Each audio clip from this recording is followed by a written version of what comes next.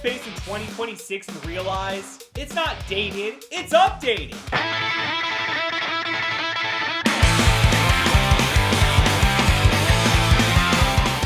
This isn't a 1999 cubicle comedy anymore, okay? It's a prequel to modern fucking Burnout. When this movie came out, people thought it was exaggerated.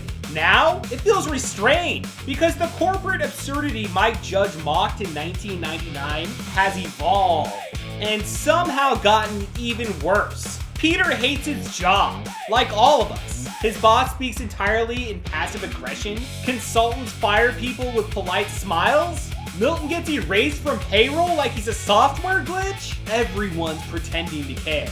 That was funny in 1999. Now it's a LinkedIn post. Back then, Peter's problem was cubicles. Now, it's Slack notifications at 9:47 p.m. It's Zoom meetings that should have been a fucking email. Yeah, I'm talking to you, Brenda. It's performance metrics for jobs that don't actually produce anything tangible. Office Space was about meaningless busy work. Now we've industrialized it. Remember when Lumbergh says, "Yeah, I'm gonna need you to come in on Saturday." That was the villain, right? Now people are expected to be available 24/7. Lumbergh would thrive today. He'd have a fucking podcast. The hypnotherapy scene hits different now too. Peter stops caring, and suddenly he's thriving. Why? Because corporate culture rewards confidence, not fucking effort. That's even more true today.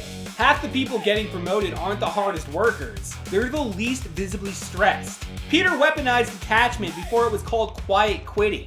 And Milton? Milton is modern workforce burnout.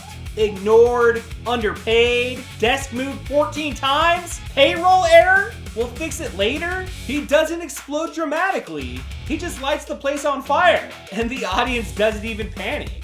We understand. That's the scary part. Most 1990 comedies age poorly. Looking at you, Biodome. Office Space aged like fine wine and resentment. Because it wasn't built on trends. It was built on an observation. It understood.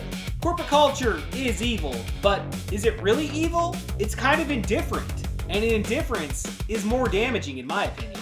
That's why this movie still hits. Because the villain isn't one bad boss, it's the system. Office Space didn't predict flying cars. It predicted burnout. It sure as hell predicted quiet quitting. And the fact that it's still relatable, that's not nostalgia. That's accuracy. And if you've ever muted yourself in a meeting just to scream silently, you know exactly why this movie still works. And until next time, I'll see you at the video store.